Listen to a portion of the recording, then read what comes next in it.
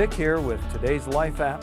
Today I want to talk about continuing in your purpose with the call of God in your life, with the purpose for your business, with the purpose of your career, or maybe you're in full-time ministry. Whatever it is, the continuing with the passion and the purpose that God has given to you. I want to use a scripture here from Judges chapter 2. Judges chapter 2 is an interesting book in the Bible. It contains 7 cycles of 70 years, 490 years, and they're cycles of success and failure, and often tied to leadership. And Judges 2 verse 10 says this. Let me just read it to you. Eventually that entire generation died and was buried. Then another generation grew up that didn't know anything of God or the work that He had done for Israel.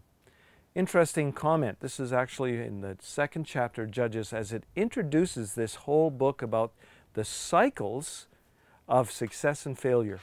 And it says about a generation that grew up, didn't know anything about what God had done for the previous generation, and so their focus and attention was completely turned away from serving God. It means that they were not as successful as they were. I want to give you some of the reasons for this, and this is a challenge to me. And it is a challenge to everyone in my generation, but then as well, a challenge to the generation behind us. You know, the first thing that the book of Judges points out is that this group of people, their obedience was incomplete.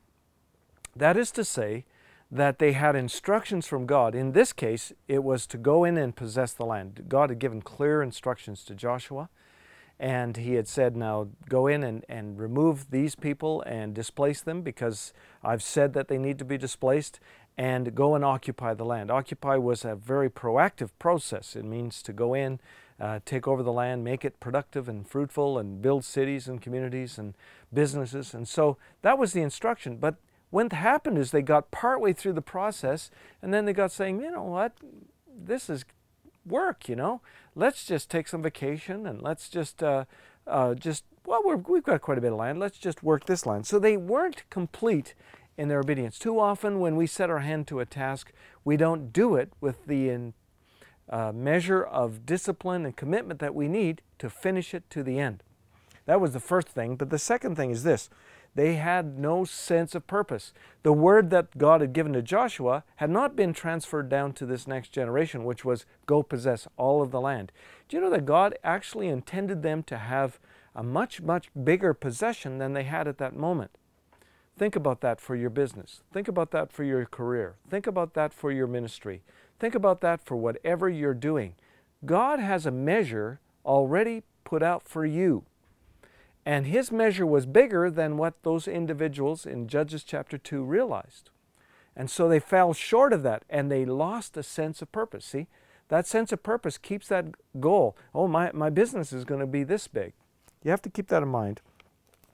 Here's probably the third thing that is most troubling, is they went from occupying to peaceful coexistence. Peaceful coexistence is, well, let's make a deal. You know, I've heard people say this, actually. You know, if I don't do this and this, the devil won't bug me and I won't bug the devil, you know. Now, they may not say that because they know theologically that's wrong. But essentially, that's what they do.